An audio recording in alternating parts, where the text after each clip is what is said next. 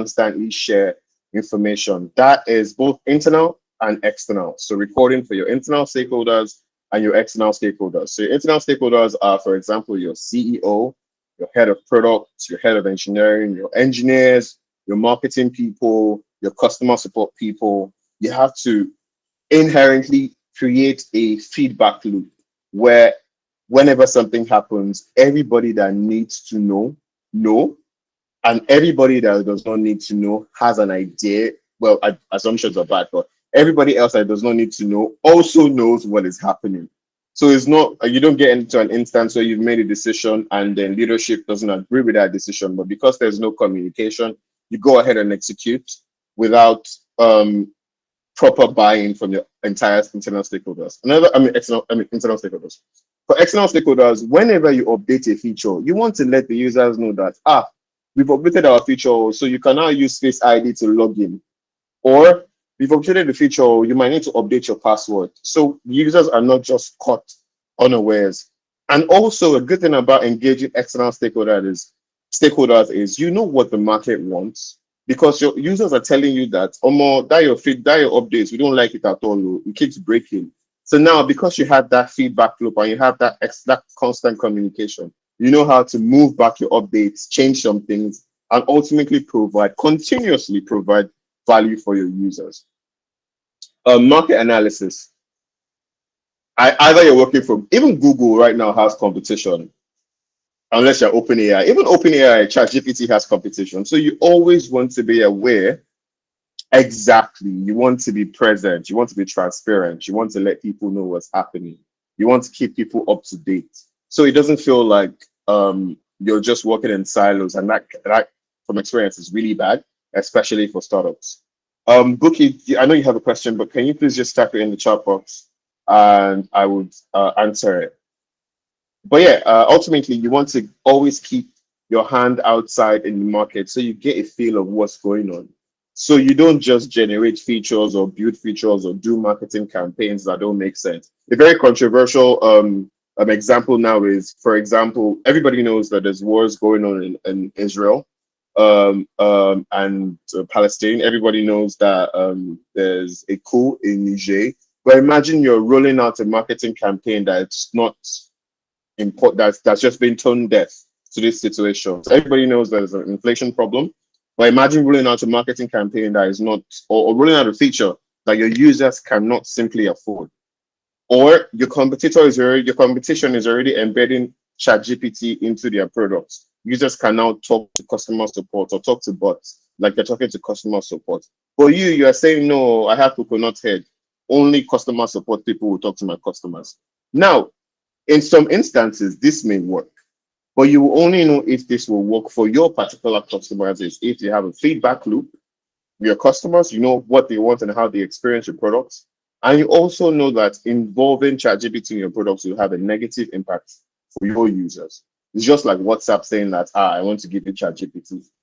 Sorry, I don't know if everybody hears Yoruba, but what am I using ChatGPT to do on WhatsApp? It doesn't add any value. It's not useful. So that means your market analysis is not great because you're just trying to copy the market and just implement new features into your product that are not valuable. Okay. So a quick cheat sheet is the outside stakeholders are even the real deal. Yes. The outside stakeholders are even the real deal since the review has a way of impacting the market share of the product. Yes, very true. But I don't like comparing internal stakeholders and external stakeholders. I think both of them, you have to understand that both of those stakeholders are very important, because your internal stakeholders are your ogas, your colleagues, and everything. These are the people that you work with to bring value for your external stakeholders. So if your internal stakeholder is a mess, you will find it very, very difficult to bring value. I'm sorry, if your internal stakeholders are a mess, you find it very difficult to bring value for your external stakeholders. And if your external stakeholders are asking for things that are not reasonable, or you're asking for things that you just can't provide, or it's like saying, I want to be able to perform with my WhatsApp, you have to be able to also understand that, yes, the external stakeholders are important because they're the ones that bring value for your business in terms of revenue and just generally your business position. You can never achieve those things for your external stakeholders if your internal stakeholders are not aligned and they don't provide the necessary support. So let's not call it this one is more important than this one, but all stakeholders are important for the respective role that they perform in the success of being a product manager. Okay, so what are the core focus? So this is just a summary page. Answering the market needs by understanding more pain points, aligning product development with business goals, and navigating technology constraints to deliver a successful product. So just a quick cheat sheet. Core, outside, from a high level, you have things like Scrum. You have to do things like sprint planning. You have to do things like daily standards. And surprisingly, not in every organization where the product manager is the one in charge of these roles. Sometimes you're relegated to the product owner. But today is not introduction to product owner masterclass. We're only talking about product management here.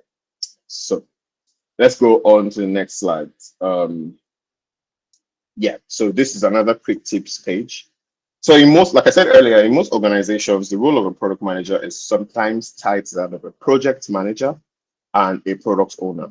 It's important to also master some of these skills as you may be responsible for them. So I'm just going to throw a question out. Can anybody tell me the difference between a product manager and a project manager? Just type your questions, type your answers in chat in the chat box real quick. And Elizabeth probably have something nice for the best response. So I'll give you guys a minute to just put that out.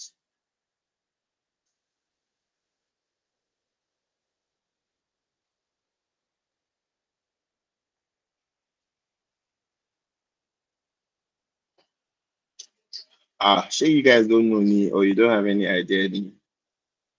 Oh, okay, let me repeat the question. Can you tell me very quickly what the difference between a product manager and a project manager is? The fundamental difference, really.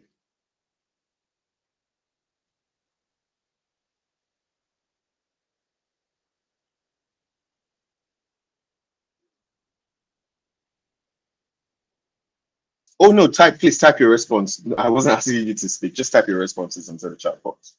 I can see Amogo Chine Miriam has a good response, although it's not completely correct. It's a good response. That's okay. Yeah, Itoro Inyang has a good response.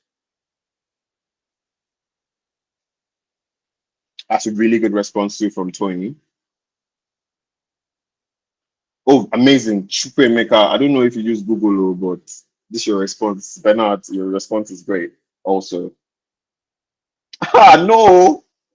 Franklin, a product manager does not set the vision and leaves the work to the project manager. That's not true. That's not true. But these responses are interesting. I mean, the very, very philosophical responses here. But I'm just going to go ahead and just give a quick, just a short difference. So ultimately, like I've been saying, the product manager is in charge of the entire product lifecycle. So you're managing the product. But under that product, numerous projects need to be executed for this product to come to life. So the role of a project manager, quote unquote, is to manage the resources that are available to him, manage the people also working, the timeline, in order to achieve this product or this project at a fixed timeline with fixed resources. Now, product manager, you're worrying about what do our users want? What framework should we use to prioritize? Again, are designs up to date? Have we done usability testing? All these things. But for a project manager, the things you're worrying about is do we have all the engineers? Are all the engineers? Okay, let me come again. So for the product manager, what you're really focusing on is the success of the product, right? You're worrying about your documentation. You're worrying about have you done usability testing? You're doing market research. You're making sure what you're building aligns to what your user wants. You're making sure that your designers have the right resources and support they want. But like I said, project and product. But for this product to be successful, There are multiple projects that are going on underneath, on the background. Now, the job of the project manager is to be in charge of these projects. Now, the project manager is worrying about, do all the required parties have all the information they need to work? Do we have enough resources to execute this project? And that means, as any of our engineers on leave or anybody is sick, does the project manager is worrying about, on the 5th of December, will this thing launch? If it's not going to launch, why is it not going to launch? And how do I share these things with our stakeholders? How do we look at risk? How do we look at burn down? So ultimately, the fundamental, I think the axis to look at it from is, as a product manager, you're in charge of the success of the product. As a project manager, you are in charge of the success of a project. Now, both of them work hand in hand because the success of a project ties into the success of the product in most cases. But for the most part, the project manager is worrying mostly about internal resources, internal stakeholders, and things like that. For the product manager, you're worrying about both internal stakeholders and external stakeholders. You're worrying about the market. You're worried about all those things. So most times in Nigeria, for example, you most times work as the project manager and as the product manager. Even sometimes you work as the product owner sometimes. So it's very important to know some of these frameworks that you use to execute a project and some good prioritization frameworks and technical knowledge. So let's start with project management framework. There's the waterfall, that's agile. I'm sure everybody has an idea of what these things are. So waterfall is a project management framework where you build one thing, you have like your entire documentation set, you have your entire spec sheet set. So after you build one thing, you go to the next one, you go to the next one, you go to the next one. And until after you're done, you now come back and review everything and share with the market and all those things. But for software, it might not be, especially for like fast-moving software like fintech products and all those things, you're not efficient because it takes a lot of time to ship your products to your users and start getting feedback. But in some situations, for example, you're building enterprise software, you're building middleware for banks, it helps to follow a waterfall approach. So waterfall is not all bad, but you have to know when to use it. Now, for agile, like the word entails, you're iterating fast, you're building fast. In most times, in the space of like 2 weeks, you're shipping the feature, you're testing it, you're sending it out to users, you're getting feedback, you're planning for your next feature. So it's a more cyclical, fast-paced framework for project management. Now, we also have to talk about tools, because most times you're the one that is going to set the sprint, you're the one that is going to log the tasks for your engineers and your designers, or you're also going to be the one in charge of like progress checks and all those things. For again, some of the things that a project manager might be doing if they're on your team. So you might want to learn tools like Jira, you want to learn tools like ClickUp, you want to learn tools like Trello, you want to learn tools like Linear, just project management tools that help you execute your goals as a product manager. You also want to think about prioritization. Like I said, you're never going to have unlimited resources, and you're always going to need to prioritize what's most important for your team and for your product, for your organization. So we have different prioritization frameworks. We have the Moscow, which is must have, could have, should have, and would like to have. We have Kano. We have your RICE, so that's risk impact. Just give me a second here. We have risk impacts. I can't for the life of me remember the remaining two, but Google. We also have a value effort metrics, which just really compares how long it's going to take to build something. And so is it going to be difficult? Is it going to be easy? And we break it into 4 matrices, and then we score them. You also need to have some technical knowledge. So nobody's asking you to learn how to write code, but you should be, or learn how to use Figma, or learn how to launch do a marketing campaign. But you should be able to have meaningful conversations with the people you're working with in order to understand their perspective of the problem and also empathize and know how to provide as much support for them in their execution. So you want to learn what live means, live environment means, what your staging environment means, how APIs generally work. You want to learn what deployment means. You want to know what front end, back end.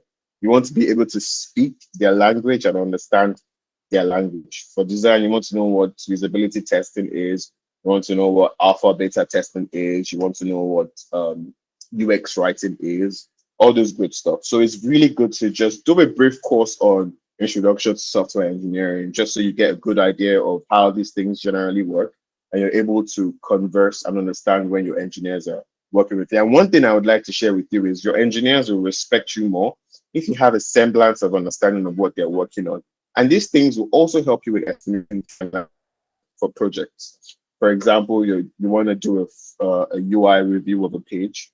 If you generally have an idea how these things work, you'll be able to say, oh, okay, it should take us 2 to 3 days.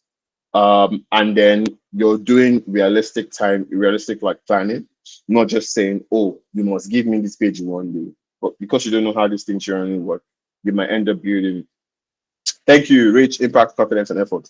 You might end up building like a wedge between you and your engineers. There are also things like metrics and analytics.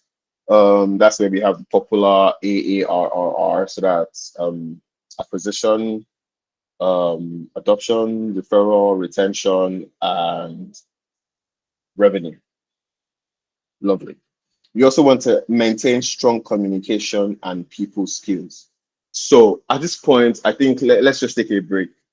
You have to understand that as a product manager, you are nobody's oga, because you tell, or you have the ability sometimes to tell your engineers what to build, or tell your designers what to design based off of your documentation and your research. It doesn't make you their ogas. So you can't just be ordering people about. It doesn't make you anybody's boss. You have to learn, and you also have to realize that they did not hire you to come and write code. They hired somebody to come and write code. They didn't hire you to design. They hired somebody else to come and design. So because you have an idea of how these things work, doesn't make you an expert in these things. So you also need to be humble. You need to communicate well and clearly, and you need to have really great people skills. So that's it for the first part of being a product manager. We talked about introduction to product management. We talked about your responsibilities. We talked about the core focus of your role, and we've shared quick tips around learning like popular frameworks and tools, having technical knowledge, interpersonal skills, market research, metrics and analytics, and good communication skills. So before I go on to the next bit, I'm sure you have questions. So please, can you just put them in the chat box, and I will answer it as best as I can. Okay, so a question here, it says, do all PM use a specific product road mapping tool, or do individual product managers employ their own unique techniques for product road mapping? Let's see how I answer that question. From experience, I never used any tool per se. And I've never like encountered any specific tool that, okay, oh, this tool is for just road mapping. But I've used Miro to roadmap. I've used Microsoft Google Sheets to roadmap. I've used Jira. Sometimes when you put in your entire product plan, Jira generates a roadmap for you. Linear also does that. So this concept really is baked into some of these existing project management tools. But ultimately, road mapping as a concept is really referring to, planning. So as long as you know how to plan, no matter how you want to represent your plan for the other stakeholders of your team, you generally have like leeway to decide what you want to use, as long as people know what to do, as long as people understand your plan and people have buy-in. That's the most important thing. I don't think the tool in this concept is important. Okay, so that's question one. I don't think I can take all the questions. But is product marketing related to product management? Well, yes, they work hand in hand. In fact, some organizations they only have product marketers. But no, they're related, but they're not the same. Product marketing is really about marketing, like it explains, marketing your product to your users. Sometimes they handle metrics. For example, they do demos, they get customer pain points, they speak to the customers more, and they actually do the legwork and then relay information to the product managers telling them what to build and all those good things. They're related, but they're not the same thing. Is there a difference between a lean product manager and a product manager? Like it explains, a lean product manager is just someone that uses their resources efficiently, uses their time, uses other people's time efficiently too. So the lean here in that sentence really just refers to how efficient they are at working with people and also managing their own time, not just and also just pushing out features and all. It's just really a concept. It's just really a way of working. There's not really a difference per se. Um, oh yeah. What's the timeline to being a successful product manager? I'm not a successful product manager yet, and I've been here for 4 years. Um, Honestly, I think the most important thing is understanding why you want to become a product manager and also just trying your best to learn and be better at your role. Success also, don't let us go into another philosophical tangent, but success really is defined by you. Do you want to be the product manager that um, pushes out features every week? If that's what success is for you, by all means. Do you want to be the head of product? If that's what success is for you, then by all means. So I can't answer this timeline question, or I'll be amiss to really give you like a timeline. But one thing I can share if I find the resource is just what is expected of a product manager alongside, I mean, as they grow in their career. So what is expected from an associate product manager, junior product manager, lead product manager, head of products, or chief of products. So that might help you define what you want. Um, and sorry, give me a second, please.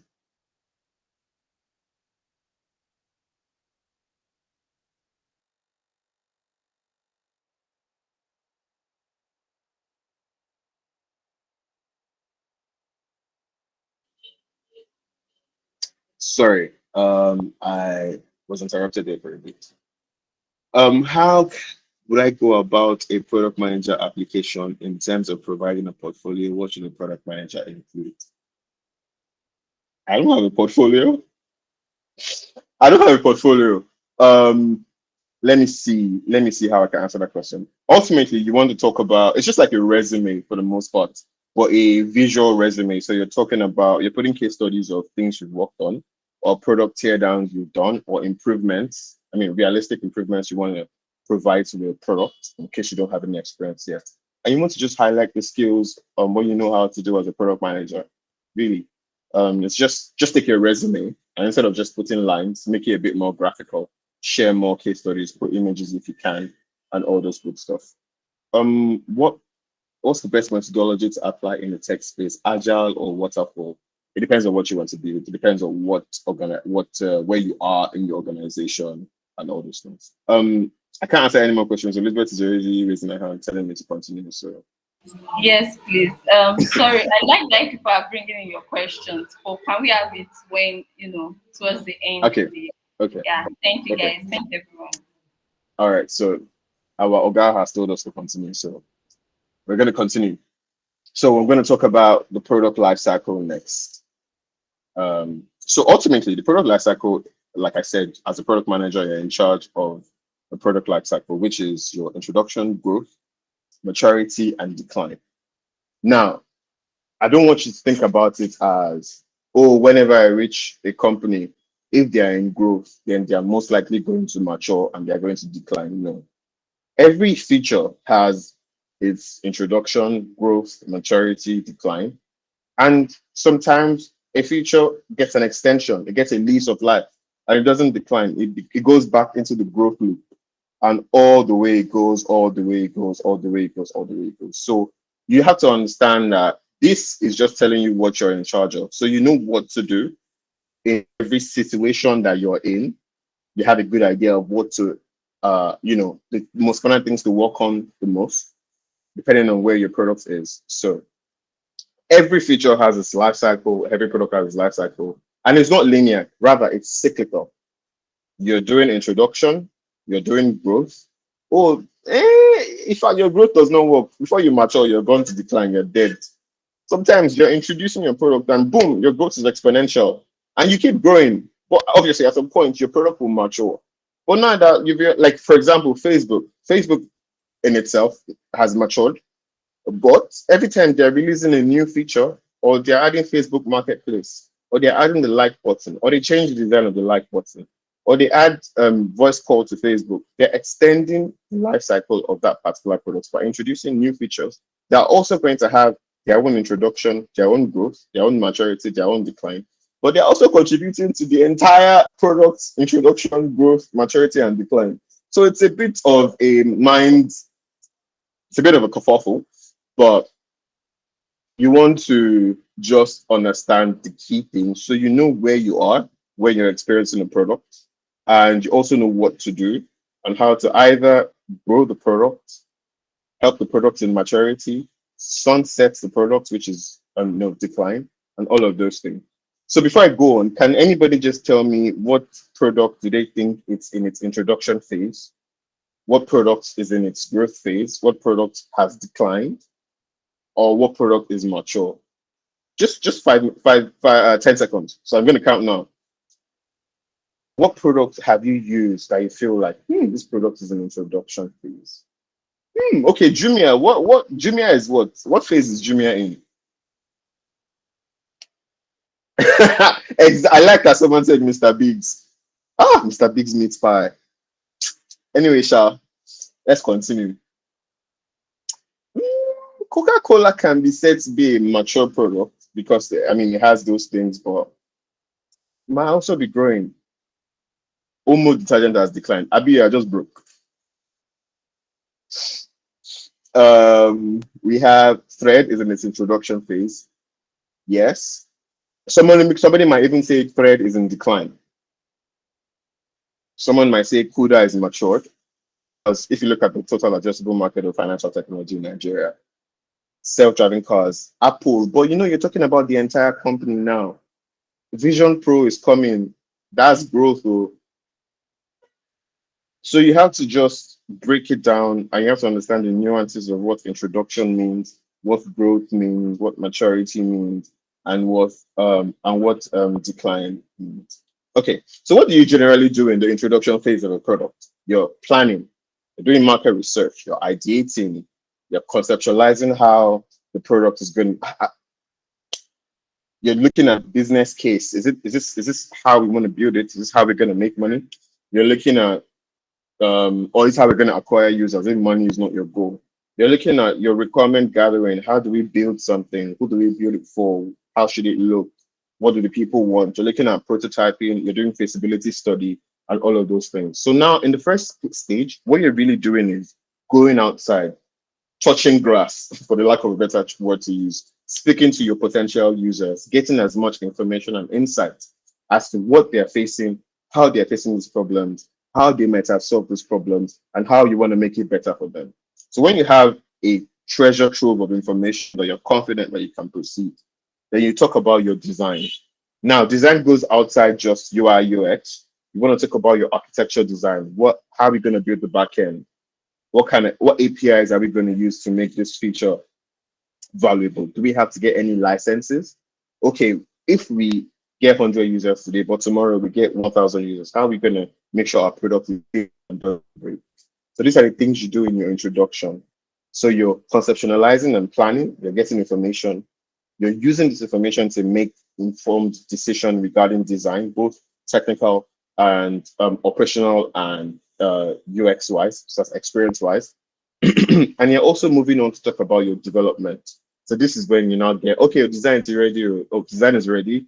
Engineering, oh, I come and start writing code. Oh, are we building a mobile app? Okay, we're building a mobile app. Let's mobile engineer, let's get an iOS engineer. All those kind of things. So that's what you're doing in your introduction phase. Then you launch. So it's at launch, you now start thinking about growth. Or really, growth becomes a major thing you have to contend with. Now, one of the things that kills products is they launch a product, but people just can't use it, no matter how much they really want to use it. And then somebody else has built something that is even more functional. So you have to continuously do performance testing. You want to do user acceptance testing. So you test before launch. Oh no, you're testing it. You're testing. Wait. When you are building, you are testing. If you build finish, you will now give it to the customers to test. No, you test. So I should have probably said that. But you test. Sorry, I'm assuming that you understand what I'm saying. So you test. Yes, you test continuously before you launch. And even after you launch, you still test in case something breaks or you missed something or you intentionally let something go to launch and are aware of technical debt and all those things. So you do your user acceptance testing, you deploy, you planning, you train, you put documentation, internal documentation, external documentation, and then you maintain your product. So you monitor your skill, you use tools like Sentry. If anything breaks, you want to be in charge of it real quick. You want your customer support people to know how to explain if there's a downtime in your product or if something has broken, all those updates and enhancements to make sure the experience or the value you provide for your users is present. Wow. Then we go on to the next stage, which is maturity. So maturity means your product, you have 100 million users and your growth rate, the tangent of your growth has declined. You're not growing as fast as you can. And now what you're really doing at this point is consolidating. So you want to engage your users to know how they can continue using your products more, how they can refer more people to use your products, how you can increase how you're acquiring users and all those things. And you also want to make sure that your product doesn't break because you have loyal users, they're using your product day to day. Imagine all of a sudden if GT Bank, I remember when GT Bank app stopped working. Did anybody experience that when they did that update and nobody could use it? That's because, like this guy said, they did not test well. They did not test well at all. That was a horrible experience. And but the key point I want to use now in that example is a lot of us moved to OPay, a lot of us moved to CUDA, a lot of us moved to other products. So if you're in product in maturity and you have a lot of users, support and stability is the most important thing for you. So you're doing operational maintenance, you're doing all these good things and you're communicating to your users because your users, everybody likes the new shiny thing. And if the new shiny thing is providing more value than the old thing that you may trust, you will lose customers. So in a product in maturity, for any product, any stage really, you want to make sure that you maintain your reliability and the value, again, the value you provide to your users. But you've tried your best, you cannot extend your product, you can't add a new feature that's going to get people more interested, you've given up, you need to let the product die. What do you do at this point? So you talk about retirement planning. You're archiving data. If you're hosting the data, if it's yours, you want to keep it. If it's for other people, you want to have those people able to access their data.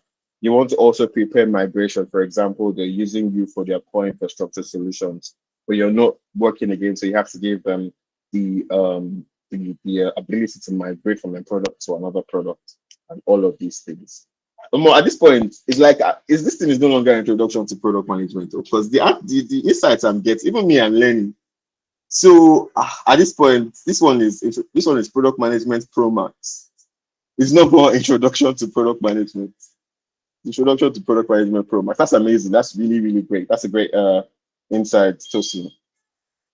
Okay, so let's go on to the next slide. Okay, there was a mistake in my slide. So we're almost at the end, but a quick tip. Anyway, this is good qualities of a product manager. We've already gone, it's similar to your responsibilities as a product manager. You want to be very analytical, and this can be explained in two ways. You want to understand how to break, because most times you're the source of truth in organizations in relation to how your product is working and all those things. So you want to be able to break down big, complex concepts in a way that non-technical people can understand. For example, how would you explain how OpenAI works? So let me not use ChatGPT as an example.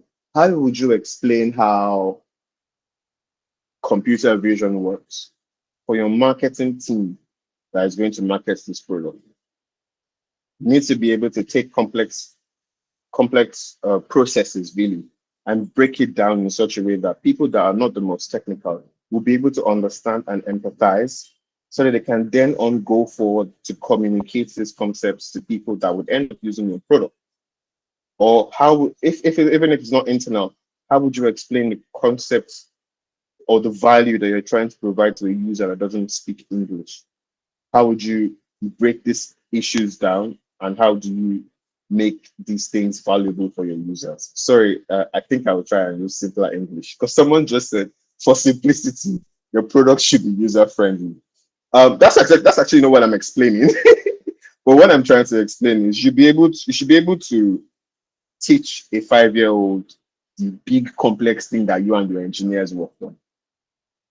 Another thing is you should be able to track metrics. Again, going back to analytics. One thing, when I was learning product management, or what I do just early in my career, one thing they always said was, if you don't track, you have already failed. And if you don't track the right things, you have failed even more.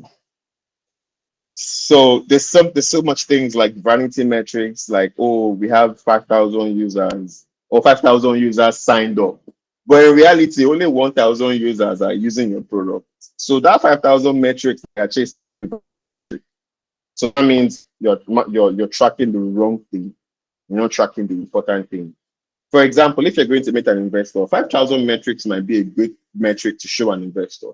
But if you're looking at building a viable, reliable, useful product, you should be focusing more on those 1,000 users that use your product and understand why 5,000 users have joined my product, but only 1,000. So 4,000 people have just disappeared. So you need to now focus on how you want to understand why those 4,000 people left, so you can improve the experience for the next 5,000 that are coming. So maybe instead of 4,000 leaving, maybe 2,000 leave. So it's very important to use data in making decisions and also understand what metrics are important for your stage or for that particular feature. For example, if you're talking about onboarding, you're worrying about acquisition and activation metrics. You want to understand what's going on in your tail end of acquisition and then your activation. So those metrics, you have to understand what important metrics to use, where you are, and when you are. I think that's what I said. Okay, so you have to understand where you are as a product and understand what things to track at that point, because that's what will help you, gain insights. So you want to maybe be able to use tools like Mixpanel, amplitude, all those things. I mean, if you're interested, and I think it's a good thing, you should also learn how to write SQL. So instead of waiting for your data engineer, you can actually go into the database. Don't cook beans, but go to the database and query it for information. I myself, funny, I'm in the 4th year of my career, but I'm actually learning how to write. Oh, you can't see it, but I'm learning how to write SQL too. So yeah, it's you know what, at this point we are in 2023, I think it's important for every product manager to at least be a bit technical, learn how to write SQL. No, you don't need front. You guys, wait now, let me finish before we start asking questions. Okay, so communication, you want to be, like I said earlier, you want to communicate better with people, because ultimately you're not the one that's going to write the code, you're not the one that's going to design. So the people that are working with you should also feel valued and feel like there's a general consensus. Like my mentor says, the role of a product manager is to generate consensus, which is pretty much agreement between your internal stakeholders and sometimes the external stakeholders towards the particular goal. So the only way you can achieve this is having good people skills and good communication skills, both written and speaking. You also want to be strategic in your thinking. So developing a long-term vision for your product, identifying opportunities and challenges in the market. Like I said, with every problem, there's an opportunity, and you, as a product manager, you should be able to have a keen eye for those opportunities. Leadership, guiding and motivating the cross-functional teams toward common goals. I already explained this. Go over it again. You're not working alone. You're working with diverse people that have diverse KPIs and diverse things that are important to them. And your job is to work together with them to achieve a common goal. Handling conflicts and fostering a positive work environment. Yeah, everybody knows how engineers can be difficult. But that's an understatement. Your managers can be difficult. Your CEO can be difficult. Your head of product can be difficult. You yourself might be a difficult person and you don't know. So it's very important to just, handle conflicts well and foster a positive work environment. So adaptability, like similar to cross-functional team support. Today you might be working with the engineers, tomorrow you might be working with the marketing team. Next tomorrow you might have to go to Landmark to speak at Dev Fest. Or upper next week, you might have to go to do a product demo for a user that's going to give your business $1 million. So you should be able to be flexible and responsive to the changes in your industry and also your market, and adapting strategies based on evolving business needs. Everybody knows that every app now has integrated AI, even the ones that don't need AI. But I mean, those are adapting strategies based on what is happening in the market and in the world currently vis-a-vis technology. Okay, so everybody knows that for a good product manager, you should be analytical. You should have good products, good communication skills. You should be a strategic thinker. You should be a good leader, servant leader. You're not anybody's ogre. You have to be adaptable, and you have to just have really good people skills and great communication. Quick tip: importance of cross-functional collaboration. I keep going back and forth. If you've been listening since the beginning, there are three things I've been mentioning. You should always keep the value at the back of your mind. You should always be a bit technical and understand the concepts that will help you work better. Time management is great. I think I said much of that. But you should also understand that you're not working in a silo, you're working with diverse people that have diverse responsibilities and just ways of working. And also the importance of establishing a communication like feedback. So that's the best way you get information. So collaborating with development, marketing, sales, and customer support. Ensuring nobody is lower, nobody is beneath you. The great idea that will move your product from 1 million naira to 100 millions of naira is information and ideas. And these ideas can come from different places. So development, marketing, sales, and customer support ensure there's alignment, breaking down of silos and making sure everybody knows what you're supposed to be working on, breaking down, breaking down silos and achieving common goals. So everybody needs to be, like I said earlier, the key role of a product manager is to generate consensus. So everybody's aligned towards a particular goal. Okay, story time. So this, I mean, that's the end of the game part of the presentation or introduction to product management. So I'm going to tell you a real day in a life case study of a product manager. If you've enjoyed the call so far, you can just say thank you, sir. I'll put my account number in the chat box so you can but yeah, story time. Let me tell you just a quick day of what a day in the life of a product manager can be like. So while I was working for Tix Africa, one of your key roles, which is okay, let me just answer that question. Sorry, sir, did you say to generate consensus being the key role of product manager? This is controversial, but yes. So when I say that, if there's consensus, so everybody agrees on what we should do, everybody agrees on how we should go. It's not like somebody has, or for example, a bigger percentage of people agree that this is the direction at which the product should go. But you as a product manager, the only way you'll be able to say this is the direction of where we should go is because you've done all the other things I've spoken about. You've done your research, you've spoken to the customer, you've tested, you've probably prototyped all those things, and you've done good stakeholder management, you've communicated well with your team. You're not doing like anybody's order. People understand the value you're trying to communicate and people understand the problem you're trying to solve. All these things together, you've done good documentation, you've shared information to the necessary party. Everybody kind of agrees that this is where we are going to go to, and now you're looking towards execution. All these things come into play when you're generating consensus because it's a lot easier as a product manager to execute when everybody has buy-in. Everybody's interested, everybody's eager to work, and everybody's trying to solve a particular problem together. So info red, I hope I was able to answer your question.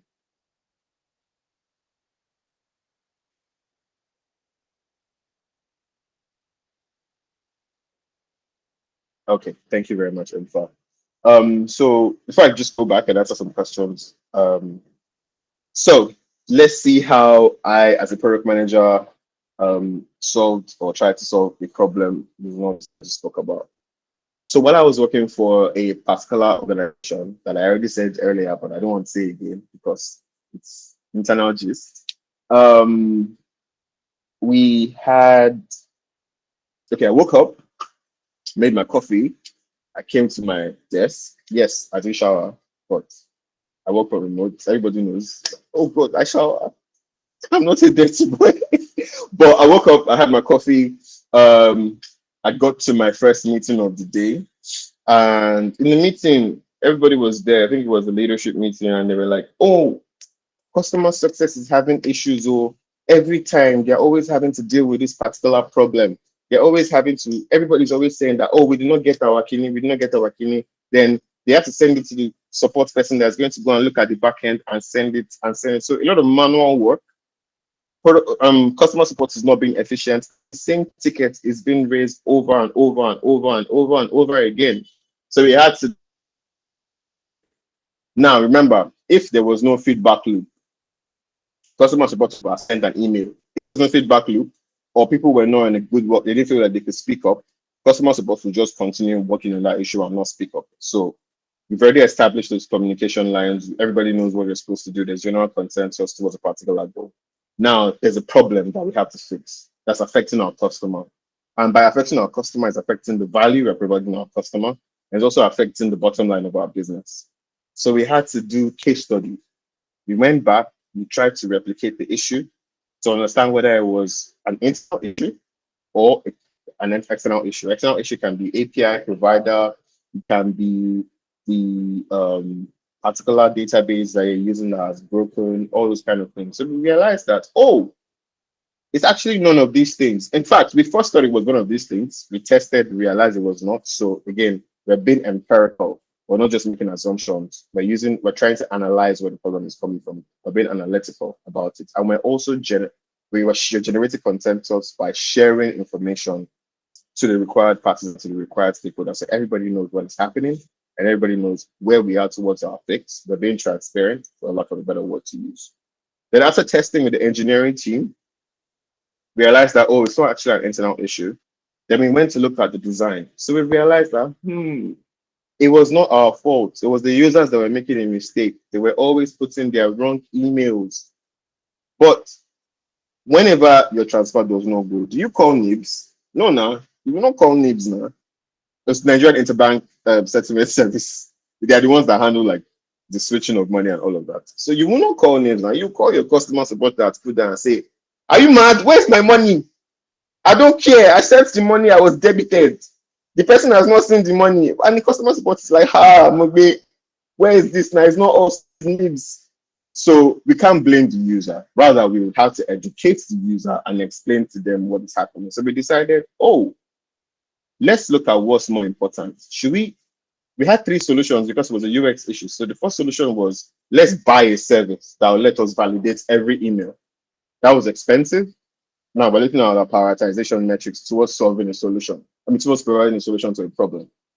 Now you're saying, this service, this first idea is going to be very expensive and it's not going to be practical. and the users might still put a wrong email that the email service will validate as correct. Then we now said, that one cannot work, or we dropped it. Then again, I'm not saying I said we, because it's better to work together with your designer, with your fellow product manager, or with the engineer, so your problems are practical and useful. Sometimes with your finance person. In fact, the reason why we didn't go with the first solution was because we saw that yes, the mistakes might still happen, even though they were reduced, although they will be reduced, but we'll be spending a lot of money. So that one threw it away. Next thing we thought about was, should we be sending OTP to the email? That's going to take a long time before anybody gets OTP. Again, we're going to have to build that engine or pay a service provider for that. So again, the risk is higher, the effort is higher, and the impact is it's a bit the same. It's not great, but and again, the user experience is not going to be good. So we had to throw away the idea. So we went back to do more research and realized that if we just add another input field and say, user, you're typing your email twice, I'm not going to allow you copy and paste. What are the odds that the user will make the same mistake twice? It's dramatically less. What is the effort that's going to take for us to build that? Dramatically less. And what time is it going to take us to ship this? Dramatically less. Are we going to have to spend any more money?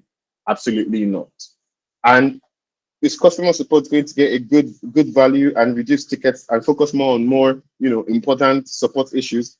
Absolutely. So this was the situation that we went for. And this was not a one-day thing. It was like a week. So we're not Superman here. But this is just an example of what you experience as a product manager. If you're not building out a solution, you're joining an existing company and you are trying to provide value again for your internal stakeholders vis-a-vis your external stakeholders. So yes, that's generally how a day in the life of a product manager. Some days you just sit down, you wake up, you take your bath first before you make your coffee, and you just chill because you've done a good job and nobody is disturbing you. Some days you're in the office till night because you are trying to figure out something. Some days you have to wear suit and tie and go to the office because in external stakeholders, customers, investors, the media, they are coming to speak about your product. So it's a very interesting role. Every day is never the same.